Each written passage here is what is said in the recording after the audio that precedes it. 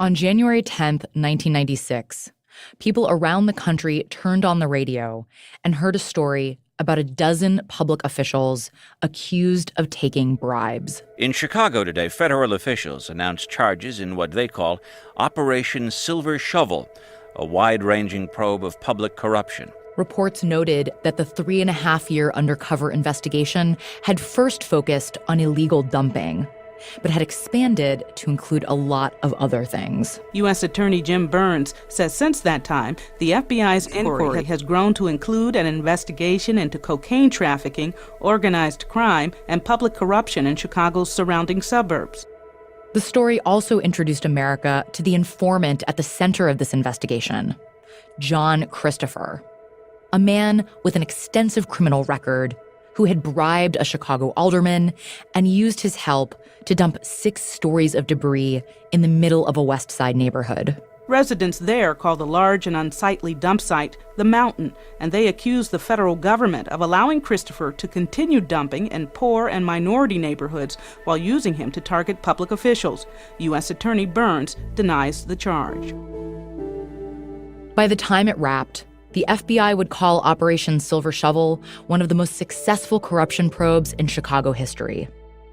With John Christopher's help, the feds had gone after more than 40 people and had convicted close to half. By using John Christopher to launder millions of dollars in old mob cash, they had hit the outfit, the Chicago Mafia, where it hurt. They'd even folded in a drug bust along the way. But the investigation did not play out in Chicago's neighborhoods the way it played out on the nightly news. In North Lawndale and places where aldermen had been targets, people felt betrayed, not just by their elected officials, but by the investigation itself. Although Operation Silver Shovel took down corrupt politicians, it left the Mountain standing. I'm Robin Amer, and from USA Today, this is The City.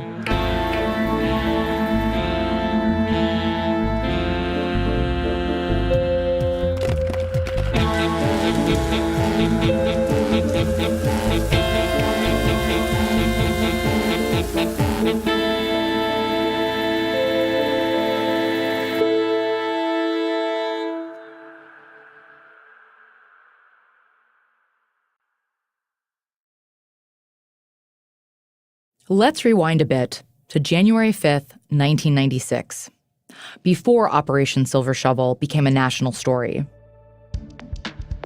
The covert part of the investigation was drawing to a close. For months, the FBI and the U.S. Attorney's Office had been planning what they called the Takedown, a highly orchestrated deployment of federal agents into the field.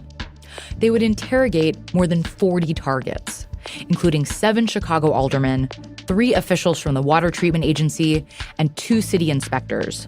They would question every target at the exact same time. This way, no one subject could warn any other subject to hush up or destroy evidence or get a lawyer. Scott Lazar was second in command among Chicago's federal prosecutors. The plan was to launch the takedown the following week, after Lazar's boss returned from vacation. But then, Scott Lazar got an unexpected call. She knew every detail about the investigation. The call came from a TV reporter named Carol Marine, who knew all about their targets and about their mole, John Christopher. And she wasn't calling to find out anything. She was just giving us notice. I called the U.S. Attorney's Office and said, we're about to break a story about an investigation that we know you have completed. This is Carol Marine. She's something of a legend in Chicago. She had previously covered Operations Gambat and Greylord, the federal corruption probes that seemed to be almost an annual occurrence in Chicago.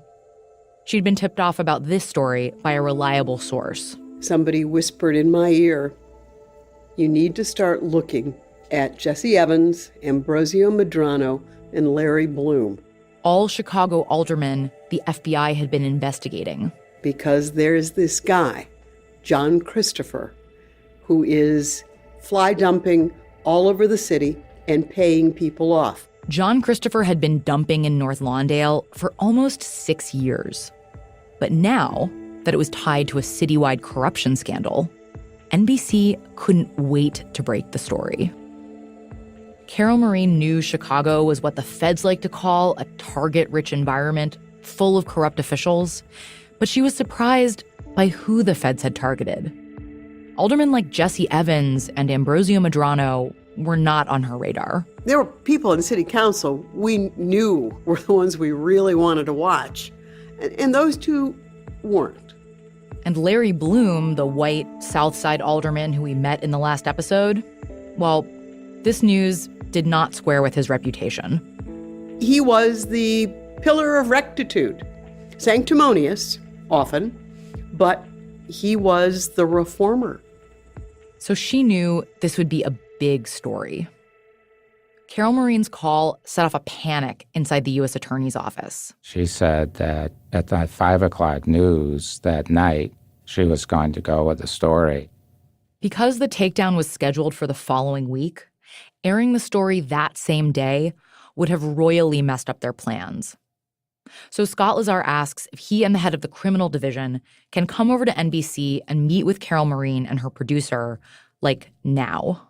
Never before, and not since, has that kind of request ever come from a U.S. Attorney's office to me as a reporter. And so what did you think when they made that request? It was further confirmation that we knew what we were talking about. They were over at NBC in record time, and they said, could you hold it until we raid Larry Bloom's office and the other aldermen's offices? So we could have a chance to send the teams out to interview people. And we thought about that because they were concerned about the destruction of materials. Carol Marine knew that one of her competitors at ABC had also been sniffing around this story. She was worried that he would beat her to it. But she took seriously the fear that aldermen might destroy evidence. She wanted to report on the investigation, but she did not want to get in its way. And so we sort of carefully agreed. And the feds scrambled to do the takedown that same day. At this point, Scott Lazar passes the baton to FBI Special Agent Jim Davis. He'd been John Christopher's day-to-day handler, and now he was effectively running the takedown. Lazar's office calls Jim Davis and tells him it's go time. Forget next week, the takedown is on. Now, today, pronto. So Jim Davis springs into action. We set up, kind of a command post. The command post is in a conference room in the Federal Building downtown. The room is full of telephones. The walls are lined with butcher block paper that agents will use to track their targets. Jim Davis is stationed there at the center of things because he knows the case better than anyone. 4 or 5 other agents are there too to help him man the phones and manage the teams in the field. And from that command post, we issued an execute order. We told them all to go at the same time. And then we just waited for results. More than 100 federal agents fan out across the city. One team goes to the southwest side to Alderman Ray Frias, another goes to the west side to Alderman Percy Giles, and so on. So we had teams that were out doing search warrants, but the most focus was on the actual interview teams, the guys that were going out and interviewing subjects. Each of these interview teams takes along a photograph of John Christopher. We got a copy of it from the U.S. Attorney's office. The photo shows John Christopher standing inside a Dunkin' Donuts. He's holding a cup of coffee, and there's a folder of papers tucked under his arm. The photo was taken from outside the coffee shop because it's supposed to look like a surveillance photo. I think that there was a Dunkin' Donuts at Plymouth and Jackson or somewhere right there by the office, and I think it might have been there. I knew it. I was like, I think that's the Dunkin' Donuts right across from the Federal Building. Right. I think that's right. But the photo was staged. The FBI's interview teams show this photo to their targets and ask them, do you know this man? Of course, the FBI knew the answer was yes. They'd been investigating these guys for years, and all of their targets definitely knew John Christopher. But even if their targets lied and said, no, I don't know this guy, Even that was helpful. By them lying about their relationship with John Christopher, for example, it would show that they know that there's some reason for them to lie about that relationship. It shows that they have some understanding that it is a corrupt relationship. Each team also had a video player loaded with audio or video footage of John Christopher and the target. So if an alderman denied knowing John Christopher, the FBI agents would pull out the video player, play the footage, and ask, if you don't know John Christopher, then why are you on this video taking money from him? In the command center, Jim Davis started to hear back from the field teams. And it quickly became clear that from a law enforcement perspective, this takedown was going better than anyone had predicted. We had multiple confessions that were being reported back to us in the command post, which was really surprising. We didn't expect it. One of their targets was Tom Fuller, an official at the city's water treatment agency. John Christopher had been bribing him for years, even before the investigation started. The FBI agent responsible for questioning Fuller was Tony D'Angelo, who we heard from in episode 5. Remember, he told us about his meetings with John Christopher at the Pizza Hut in Cicero. Jim Davis says that he was surprised when Tony D'Angelo called in right away. He was clearly sitting with Tom Fuller when he made the conversation. And he says, hey, Jim, I'm sitting here with Tom. He'd like to come in and talk to you, kind of work this thing out. And he was, a little cryptic in what he was saying. So I said, Tony, did he confess? And he says, oh, yeah. And I said, well, bring him in. So Tom Fuller came in with Tony D'Angelo, and we took him into one of the interview rooms there in the FBI office and interviewed him about his contact with John Christopher. And he confessed again. And I think that these guys were so stunned to learn that John was working with us that they just figured they had nowhere to go. Percy Giles was at his West Side office when the FBI showed up. He's the alderman we met in the last episode, having lunch at Edna's and taking money from John Christopher. And they asked me, did I know John Christopher? And I think at first I might have told them no, because it didn't dawn on me. Then later, I said, yeah, I do know him. He says it took him a while to realize what was happening. I knew it wasn't good, and I remember asking them, do I need a lawyer? And they told me, you might. When I went home that night, and I remember I was nervous, so nervous when I was telling my wife about it. I remember my knees just fell from under me. I almost fell to the floor. With the takedown underway, federal prosecutor Scott Lazar went over to City Hall. He was there to pay Mayor Richard M. Daley a courtesy call.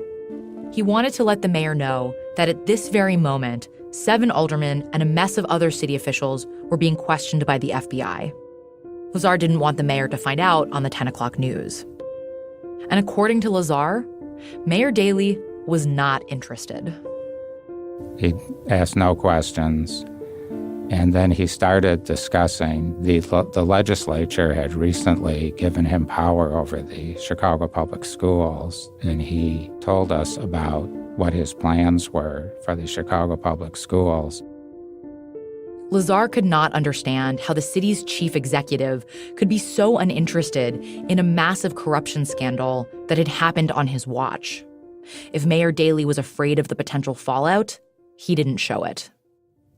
He certainly didn't fear federal law enforcement or have personal concerns about federal law enforcement. But I would have thought he would have asked some questions, and he had no interest whatsoever. We reached out to former Mayor Daley for comment, but he never responded.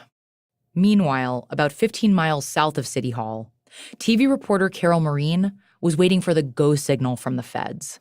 I was on the phone with Scott Lazar, I think every hour or every other hour, just to make sure that there wasn't a call coming to them from another competitor, because we really were ready to go. Because Carol Marine knew that the takedown was happening that day, and because she'd agreed to hold her story, she could now get everything on tape. I and a camera crew stood outside Larry Bloom's office and waited for the FBI in sort of V formation to go in and do their raid. Larry Bloom had started his day at his South Shore law office when two FBI agents showed up and asked to talk to him.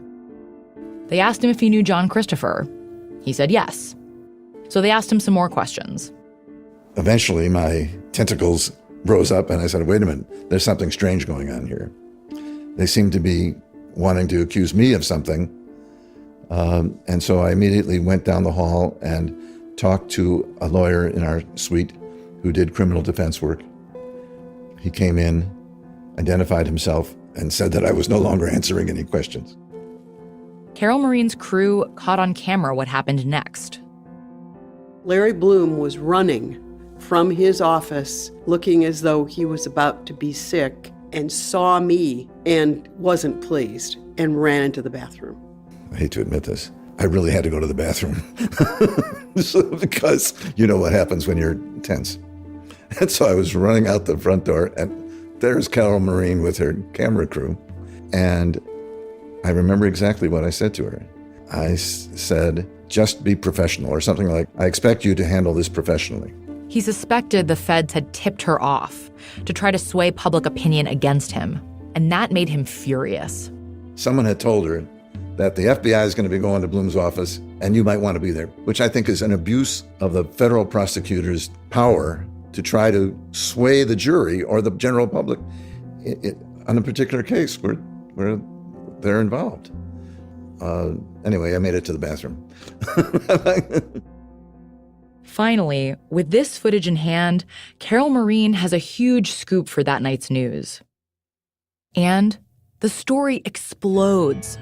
Over the next few days, reporters swarm the lobby of City Hall, trying to figure out who else the FBI has been investigating and get them on tape. Most won't answer questions and deny having done anything wrong. Like Percy Giles, the alderman who had fallen to his knees when he realized he was under investigation. I haven't been charged with anything, and I have done nothing wrong, and I will respond to any question at the proper time. And Ray Frias. He's the one who said that being a politician was all about making money. Have you ever met with John Christopher or the other Mo? Again, John, I'm not going to answer any questions that are pertaining to the investigation. Virgil Jones, who had accepted $4,000 wrapped in a newspaper, admits that, yeah, he knows John Christopher. He donated some watermelons one time to one of my picnics, but not with my knowledge. He drove up with a truck full of watermelons, and I was across the street, and he started giving them out. They asked me if he'd given me any money. I told them they had to talk to my lawyer. Well, did he give you any money? Did he offer you anything? No, I'll make no comment about that at this time. But one alderman calls a press conference. Ambrosio Medrano had taken $31,000 in bribes from John Christopher and had introduced him to other aldermen. Medrano confesses and publicly apologizes and continues to apologize again and again. You know, I don't think that whenever anybody does anything wrong, they really know why. I don't know, to be honest with you. This guy was a smooth operator, wasn't he? Yes, he was. I can tell you that from the initial meeting that I had with him and the first time that I actually met with him and accepted the money had been several months. I mean, he had called me and badgered me and called me and asked me to meet with him, and I refused. Why I finally gave in, I don't know. And that was the mistake I made. I accept total responsibility for what I did. Jim Davis recalls leaving the office at midnight the night of the takedown, pleased with how smoothly everything had gone, despite how rushed they had been. So if you start out the day with us having to spring this early, right, because it had been compromised somehow by a reporter, and then it ends up with us getting a bunch of confessions that we really didn't expect, it was a good day. It was a really good day. Over the next 3 years, federal prosecutors indicted a dozen city officials. only Ray Frias was fully acquitted. Larry Bloom pled to a much less serious charge of tax evasion and was sentenced to just 6 months in prison. One of the water commissioners was also convicted on lesser charges. Ambrosio Medrano, the one who apologized, would go to prison, get out, run for elected office again, and then go back to prison a second time on new corruption charges. The other officials either pled guilty to corruption charges or were convicted of the same.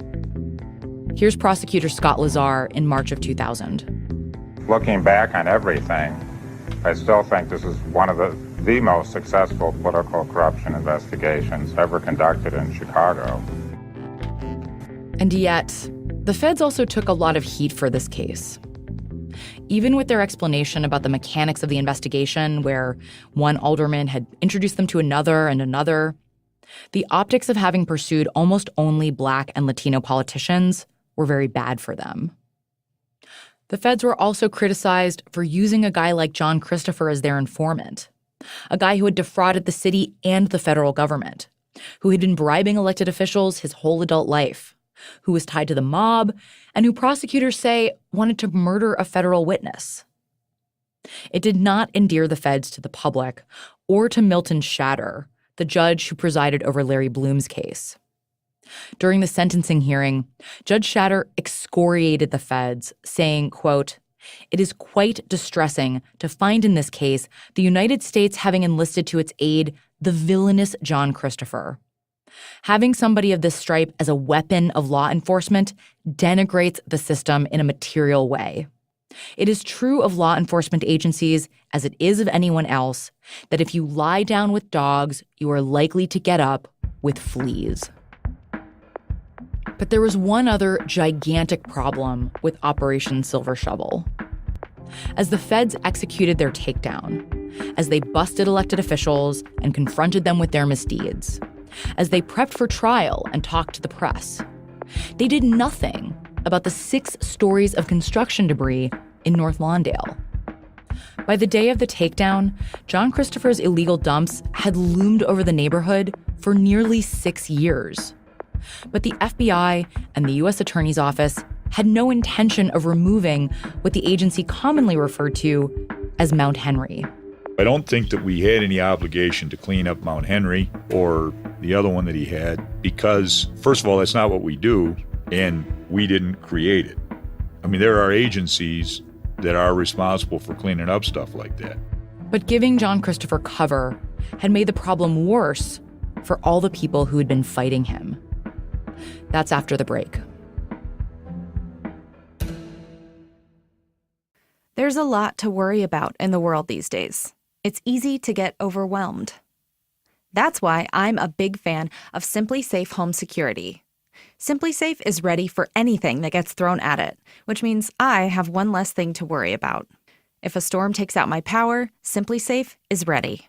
An intruder cuts my phone line, Simply Safe is ready.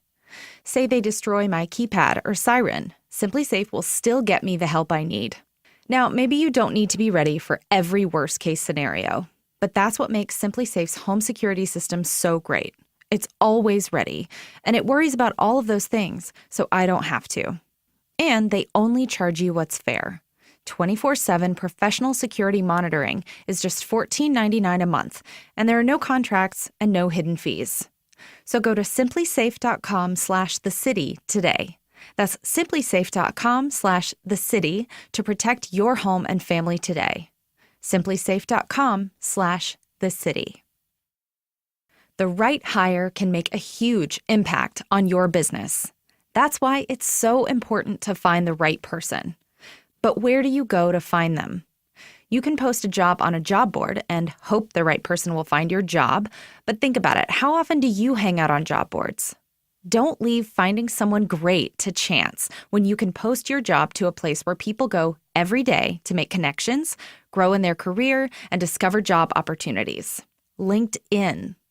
With 70% of the U.S. workforce already on LinkedIn, posting on LinkedIn is the best way to get your job opportunity in front of more of the right people. People who are qualified for your role and ready for something new. A new hire is made every 10 seconds using LinkedIn. So don't wait. Go to linkedin.com/thecity and get $50 off your first job post. That's linkedin.com/thecity to get $50 off your first job post. linkedin.com/thecity. Terms and conditions apply. The 6 years prior to the takedown were frustrating ones for Henry Henderson, head of Chicago's Department of Environment. His many attempts to stop John Christopher from dumping in North Lawndale had failed, one after another. And his good friend, federal prosecutor Scott Lazar, had rejected his calls for help. Henderson had asked Lazar and the U.S. Department of Justice to look into what he believed was a criminal conspiracy to dump in Chicago neighborhoods.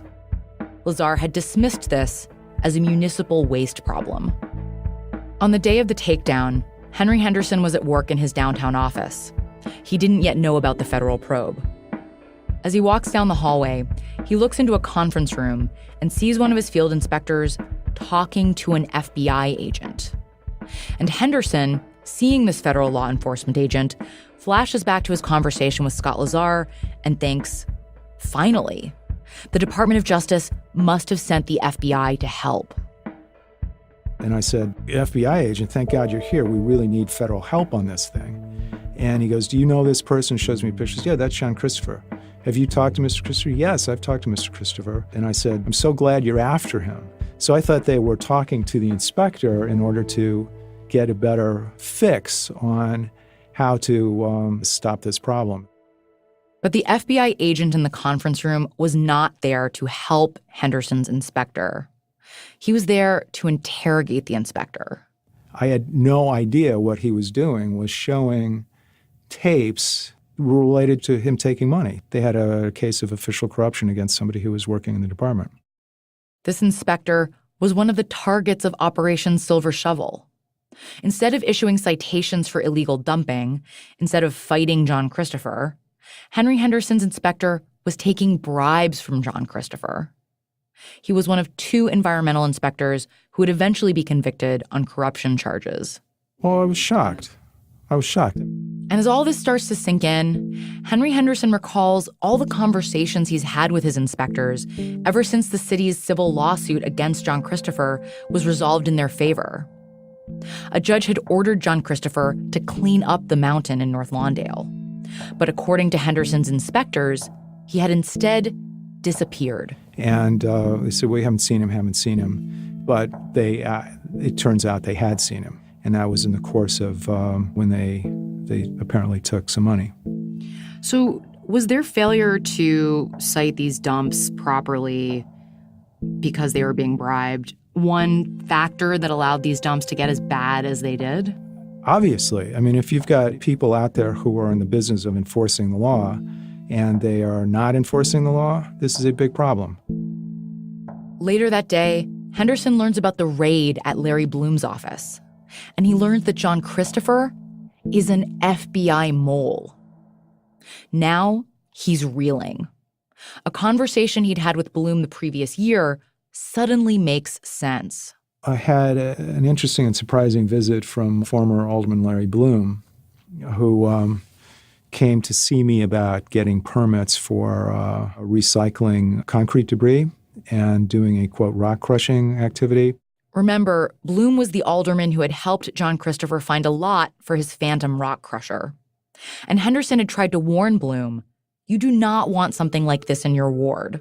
And, look at what has happened on the west side, particularly 24th Ward, with John Christopher's site. And what you're describing is remarkably similar to the way John Christopher describes things. And I think it's something you need to be very careful about and aware of. And what did Larry Bloom say when you gave him this advice? He said, I would never deal with anybody like John Christopher. Larry Bloom told us that he does not recall denying that he knew John Christopher. But with the news of the takedown, Henry Henderson finally understood why he could not get the feds to help him. They were protecting their investigation and keeping their star informant in play.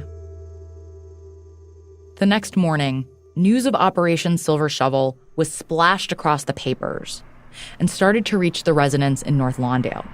All right, so where are we? We're on Costner and 16? We're on Costner and 16. This is what a newsstand was. Our producer, Jenny Casas, spoke with lifetime North Lawndale resident Cecil Reddit. His family owned and operated a newsstand just 4 blocks from the dump. The newsstand is gone now, but that day was one of the busiest he can remember. We did a lot of sales on that because, we get the papers dropped off at 4 in the morning. When that happened, about 6, 7 o'clock, we were out of papers. I'm talking about 1,000 newspapers. 6 or 7 o'clock in the morning? 1,000 newspapers gone. Silver Shovel was the talk of the newsstand as politician after politician got swept up in the probe. A lot of people was like, there's a lot of people going to jail, and they was talking about, hey, man, did you see who, because they knew some of the individuals that was involved. So they was like, man, this is such and such. Did you see him? He was involved, man. He was involved. I didn't know he was involved in that.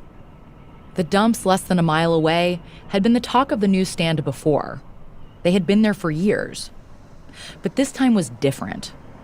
For the first time, they were also front page news. So we really got deep in the conversation there. We became philosophers then, how someone can just dump in our neighborhood and get away with it, And honestly, we say it to ourselves, there's no way that this would happen in the Caucasian neighborhood. Running the newsstand over the years, Cecil Reddit's father had seen his share of Chicago's corruption scandals. So what did your parents think about Operation Silver Shovel when they heard about it? My dad just shook his head and said, man, you never know who. And he said, money will change you in a way. Be careful, son. Don't never let that money change you. North Lawndale residents who'd been fighting John Christopher for the past 6 years found it shocking and surreal to suddenly learn that he was working for the FBI. What's Silver Shovel? That was my first thing. What is Silver Shovel? And they said, the dump site. This is Gladys Woodson, the block club president who had confronted John Christopher at the vacant lot. She realized that in this investigation, she and her neighbors were collateral. They had been used. They were never able to get traction fighting John Christopher, and now they could see why. He had to have bagging other than, because the people that we were contacting seemed to, was pushing it under the rug or not answering. For everyone in North Lawndale whose children had been hurt, whose property had been damaged, whose neighborhood had been disrespected, this was a huge breach of trust. As Miss Woodson once put it, we wrote to everybody from who's who to who's that. And no level of government, not the city, not the state, not the feds, had ever fixed the problem. Now the FBI was crowing over the results of its investigation. Chicago and the nation were captivated by the news of this mob-connected guy turned FBI mole. But in North Lawndale, the announcement just felt like a punch in the gut. Last spring, we caught up with Rita and Michelle Ashford, the mother-daughter duo who had protested the dumps, marching in the streets with signs that read, "Down with John," and "Dump the dumps." All these years later, they still remember where they were when they heard the news about Operation Silver Shovel. Here's Michelle. We were at home and it broke on the news. So then we started calling everybody. This is about the dump right here and all this. Her mom, Rita Ashford, was also stunned. John Christopher had turned her block into a mountain of hazardous debris. Her grandchildren and her neighbors' kids had suffered from severe asthma, made worse by the dust from the dumps. And now it turned out that John Christopher had actually been working for the FBI? When they said about him being a mole, I was shocked. Because that's something that we never even anticipated. We just figured that John Christopher had that concrete pile there. He was making money off of it. And that's the purpose of it. And that's what we thought. We knew it wasn't healthy. But at that point, that's all we ever thought. Like Miss Woodson, they came to believe that this was why no one in government had ever effectively dealt with the dumps. Oh, that's why we couldn't get any help. Right. That's why we couldn't get any help with it, because everything was like, oh, so they knew all this was going on all along before we even began to fight for it. And the reason why we couldn't get any justice for anything, because it was all the government, and they knew it from the very beginning. The news seemed to confirm what they'd been saying for years about the government's neglect of their neighborhood. I'm going to tell you something, I was angry as hell, because once again, we the underdog. And the sad thing about it was a serious thing where it affected people's health.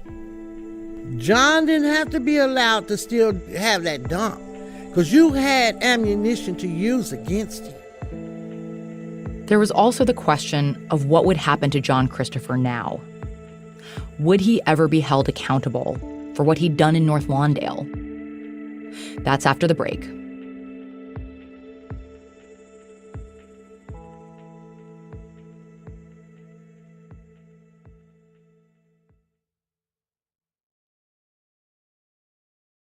Even though John Christopher had agreed to wear a wire and had agreed to cooperate with the FBI and had become the centerpiece of a major undercover investigation, his participation in Operation Silver Shovel was not a get-out-of-jail-free card.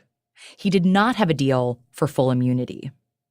So FBI agent Jim Davis warned John Christopher not to do anything illegal that wasn't part of the investigation. And I would just try and reassure him and say, look, if you're straight with us, if you continue to do what we're asking you to do, if you stay out of trouble, you're going to be okay. But John Christopher did not hold up his end of the bargain. Even while cooperating, he committed crimes and went behind the Bureau's back in other ways. As Silver Shovel was underway, the FBI's organized crime squad was also looking into an illegal gambling operation in Chicago's western suburbs, run by an alleged mob boss named Tony Centracchio. John referred to him as his Uncle Tony. And that was a problem for me because we had a wire on Uncle Tony. The wire was a video camera hidden in the ceiling of Tony Centracchio's office. And every time John went in to see him, we were recording. It's not totally clear what John Christopher was doing there. He was never charged in the illegal gambling case.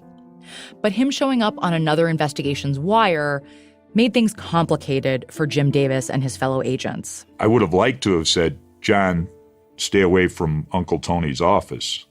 But I can't tell John that we have a wire in Uncle Tony's office. In addition to that, John Christopher also neglected to file his federal income tax returns in 1992 and 1993. I know, it seems so mundane. But he also committed bankruptcy fraud through one of the sham construction companies he'd set up during Silver Shovel. And ultimately, bankruptcy fraud and tax evasion were what sent him back to prison. Not illegal dumping or any of the other things he'd done before he started cooperating, like bribing Bill Henry. We got a copy of his plea deal, and the federal government chose not to charge him for any of that. Ultimately, John Christopher is sentenced to 39 months in federal prison.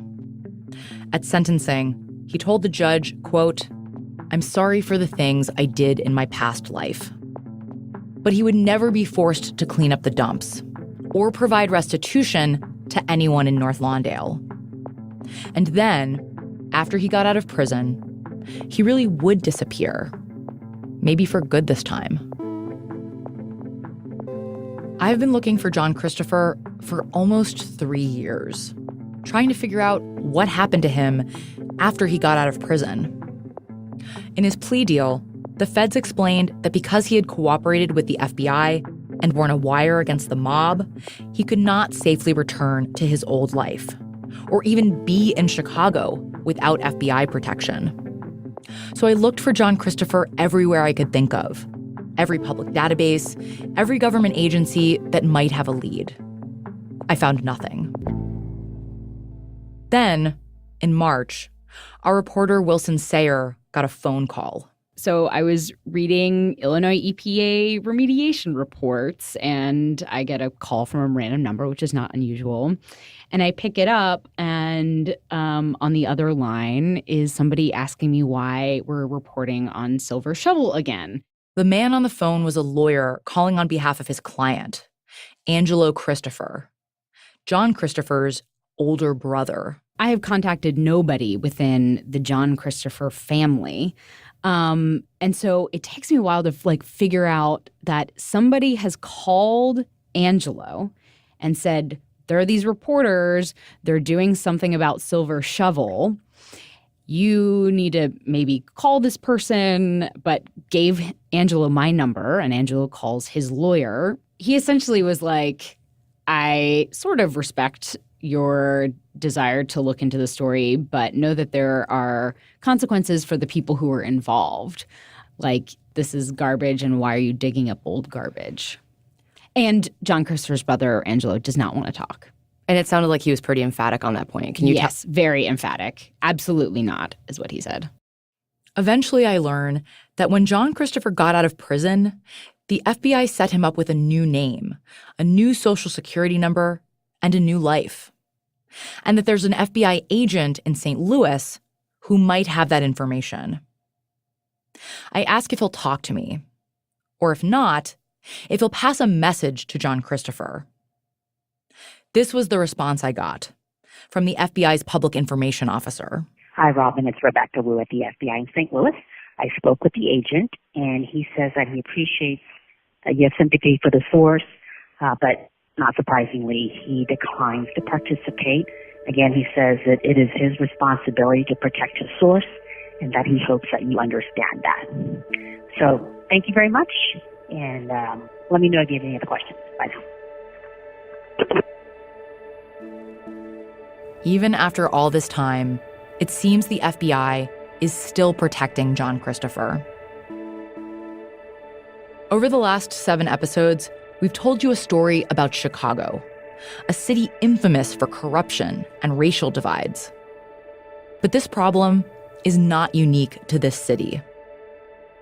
Our story in Chicago is not over yet. But to understand what happened here, after John Christopher disappeared again, we have to take a side trip to Houston, a city where Black neighborhoods have been fighting their own battles against their own mountains for a very long time. And I would tell my students, I say, if you see a mountain in Houston, Houston is flat, parts of it below sea level. If you see a mountain in Houston, be suspicious. Landfill. That's next time on The City.